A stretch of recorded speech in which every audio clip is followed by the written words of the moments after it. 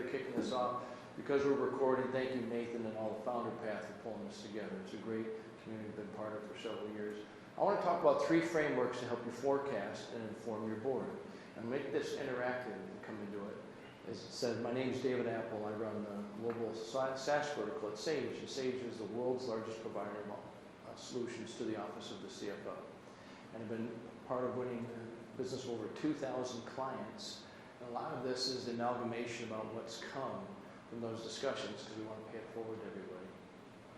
So over the next 20 minutes, we're going to cover 3 different things. How to identify your targets, how to identify your metrics, set your targets, and how to track progress. It comes over at the time. I want to make this interactive for everybody how the pieces come together. So let's get started talking about identifying the metrics. But just really quickly, I'd like to know who is everybody. Who here is in sales and go-to-market or marketing? Okay. Who here is in finance?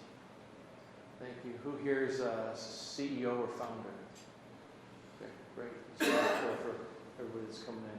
The first thing I want to just talk about is, I want to put this in a story, because what you really ultimately want to do is in your story that you're telling is what's your meaningful underlying business dynamic that you're telling across these different metrics that are here. I want to tell the story of the French cathedral builder. In the 14th century in medieval France, there was a cathedral builder hustling down the dirt road. He passed 3 people stacking bricks. He said to the first one, "What are you doing?" He said, "Oh, I'm stacking bricks." Okay.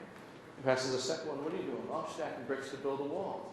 Okay. He passes the third person, "What are you doing?" "I'm stacking bricks to build a wall in order to learn how to build a cathedral one day."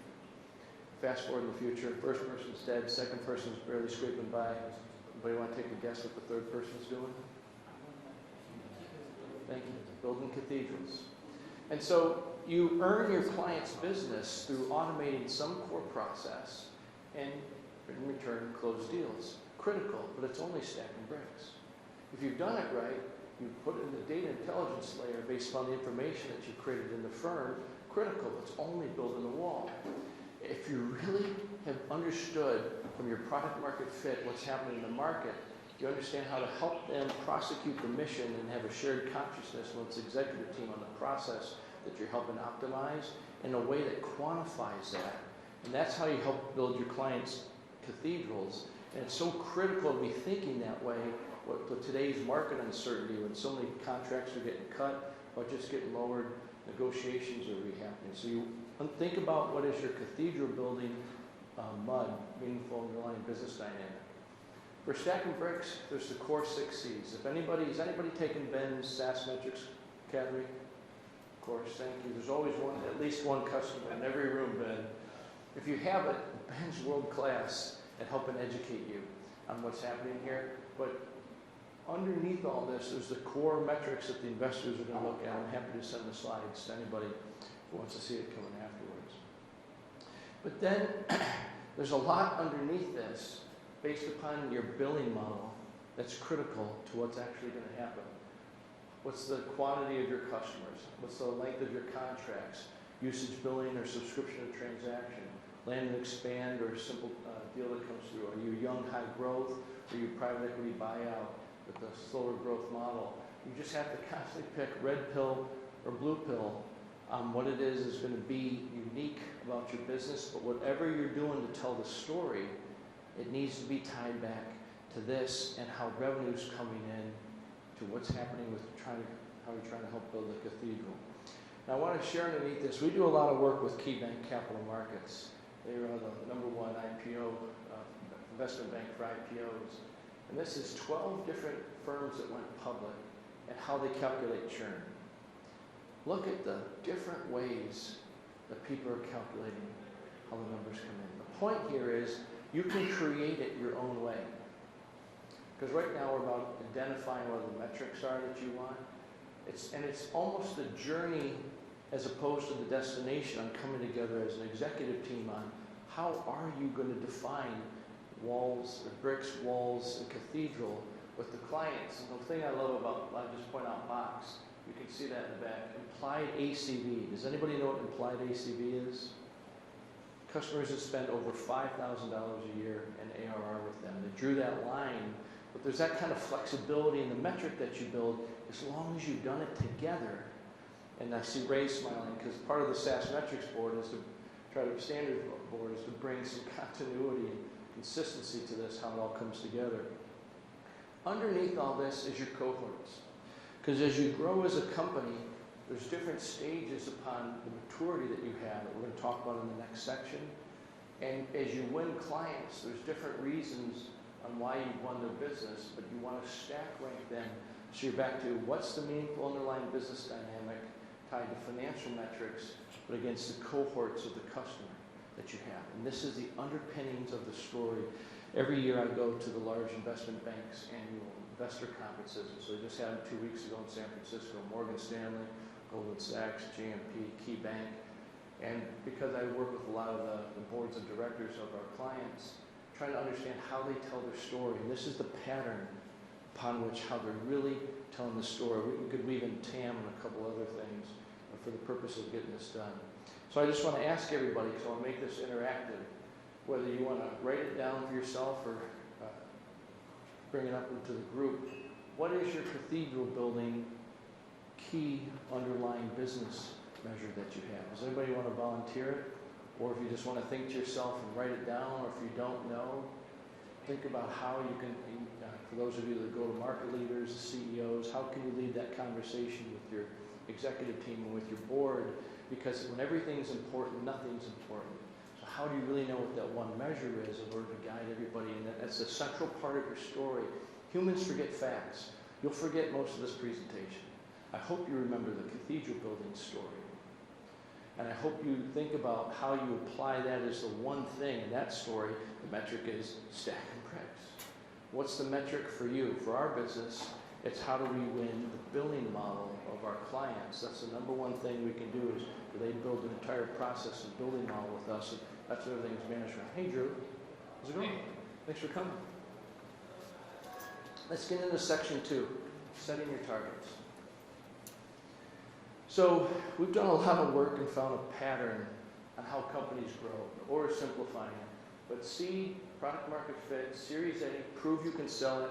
Series B, prove you can expand and keep those customers. Series C and beyond, make it repeatable, profitable, and predictable. And then the big milestone, take a capital efficient model, move it to adjacent products and geographies. This is the continuum that whatever it is you sell, whatever your billing model is, this is what your smart, astute investors, whether it's debt, founder path, or venture, or private equity, this is encapsulated just a one simple theme, what it is they're looking for you to do that you need to then be able to forecast against.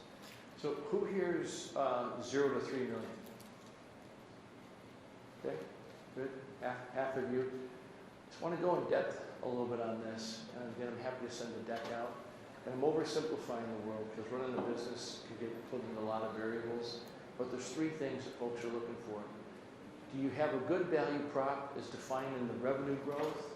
Do you understand your customer as defined as good sales cycle and starting to build a repeatable model? And then can you demonstrate the value of your customers, which is the average sales price, and ability to dictate what you think the growth of sales is going to be based upon the sales price. This is what investors are looking for in this stage in order to get to the next level of what it is you need to forecast for what your MUD is.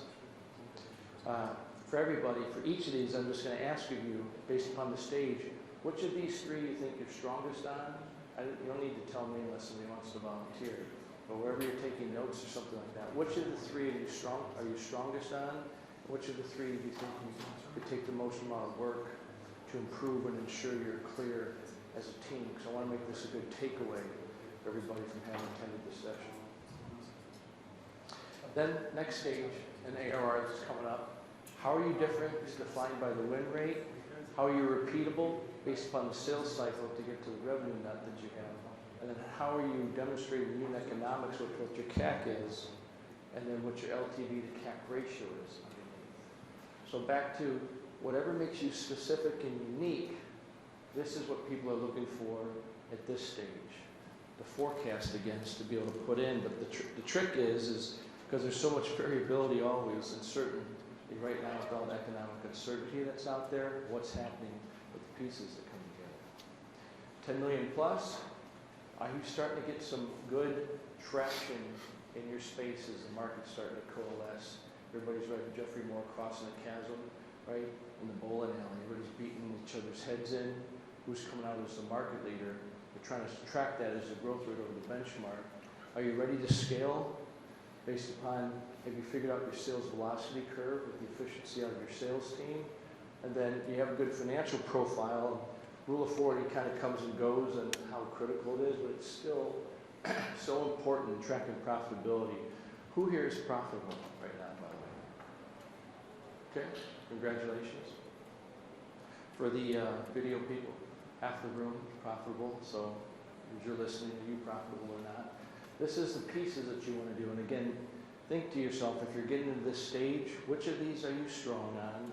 And which of these are you not as strong as you could be on in order to get together and come together? You don't necessarily, as the leader, always have to have the answers, but you do need to facilitate the process to have people come together to think about how they're going to measure this. So, back to this, where are you strong? Where are you concerned on setting your targets? Then let's move into the last one, forecasting, tracking progress. There's different types of forecasts: your plan, your stretch, and your BHAG. Your plan is 60% likely to hit. And this is what you want to do in building what your evaluation is coming from against these metrics that we've talked about. But this is what you want to guide the team on. This is what you want to talk about in company meetings. This is where the pieces are. The stretch is 30% chance of beating. This is the rally target for the company around a big milestone. And I want to encourage something. I've seen so many different company cultures that have come together over time. This is how you reward folks for trying new things, for taking a risk. This is where the job becomes fun. So instead of beating people over the head that experiments don't work, for those who saw Anand's presentation about CB Insights, don't reward failure and make failure fun, but also don't punish failure for trying to take a shot in order to make the business more successful. And then you got your BHAG, the 10% likely to beat. This is dream big. You've already taken the risk of not working for AT&T or Coca-Cola or something like that to work at a startup. What is truly, if you could really move the needle, but have this, talk about this, reward the experiments that are coming in order to put out this. And these are the three forecasts that you want against your bricks, walls, cathedral building, underlying dynamics based upon the stage that you're at, the strengths and the weaknesses that you've got. And here's a classic model. There's different funnel mechanics based upon what your billing model is. It's hard to put everything in one slide, so just start here. But essentially, visitors, the closing, the MRR, to understand what your underlying costs are. And here's 5 classic ways that people can forecast. Historical data, opportunity stage, the length of the sales forecasting. The world's changed so much. And I've been on calls constantly every day since Wednesday about Silicon Valley Bank for their, many of our customers bank with them or have debt from them. We use them as payment rails for one of our business lines. And so underlying pieces, there's so much change that's happening right now. And what does that possibly indicate for what the underlying issues were that happen in Silicon Valley that are kind of structural issues potentially in the fundraising and technology markets? I'm not going to get into that publicly on a recorded discussion, but if anybody wants to talk about it afterwards, I'm happy to spend some time because I've spent a lot of time with Silicon Valley Bank and investors on this. And so I've got this because this is what you really need to try to apply right now. The multivariable analysis, because there's so much fluidity on the metrics that you've got in your business, but external factors that are coming around, including cost of capital. And I want to pull out a spreadsheet. This is one of Ben's spreadsheets, because I'm really a big fan of the stuff that he's created over time.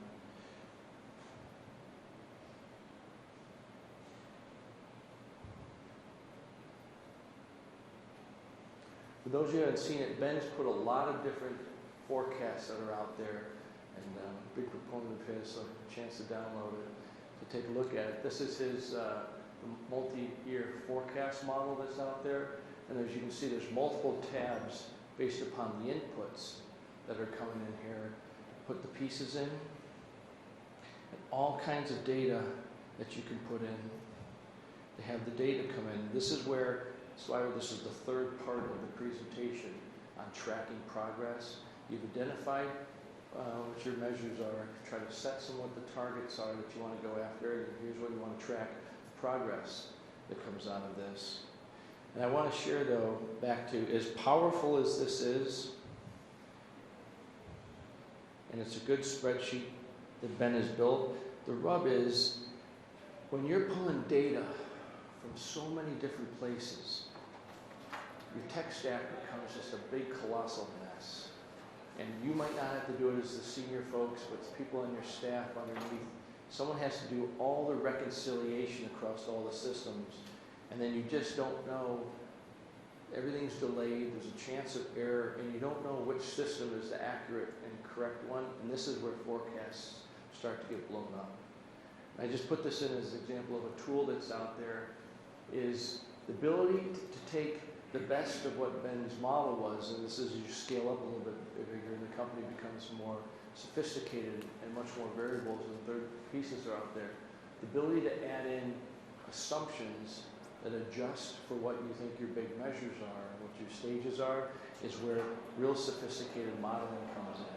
But there's only effective if we've done those first two things up front. What are the metrics that people have mostly given consensus on that are back to tactical execution, but then also really making the mission of the company come together, and then put those in and then test them on a 60-40 plan, a 30-70 plan, a 10-90 plan. You have something to be measured against, because the first part of our talk is a little bit of high-level strategy. This is where the operational execution occurs. And there's so many different ways that you can put the assumptions in, but you want to make sure you're tracking all those, because the black swan events and things happen outside the parameters of your control. Anybody seen the movie Margin Call? Came out, right? It's so funny. For a variety of reasons, I just rewatched it last weekend before everything happened this week. But that's a classic black swan event. And so you're the leaders. How are you managing against a 60-40, 30-70, 10-90 plan when there's so much variability, and it's so hard to do it in your head, and it's so hard to do it in a spreadsheet? And there's some benchmarks you can do. We work with KeyBank on their annual SaaS survey. We also work quite a bit with Ray. Everybody hasn't been involved with his performance benchmarks. It's coming on. He's got the next set of data that's coming in order to participate in that. And that's a very powerful thing to participate in and get the data. But the point of all this is you're trying to pull all this together. There's benchmarks that you can compare yourself against to guide the team in on how we're doing. Again, knowing that how people calculate these are very different from that slide we showed about how the 12 different companies calculate their revenue, about gross dollar churn, on net dollar retention. So, kind of wrapping all this up, we talked about three things: identifying your metrics, setting your targets, and tracking the progress of where the business came together. Well, if anybody's interested, feel free to email me at david.appel@sage.com. And we've built a large Slack community of hundreds of your peers who all come together to try to help each other out. And just go to bit.ly/modern SaaS finance, one word, and get into that community. We have time for questions? Unfortunately, we don't. Okay. But please reach out to David. I mean, he's had so much information to try to fit in 20 minutes. Pull the slide and he'll provide you more one-on-one personal advice. Thank you, David. Of course, thank you.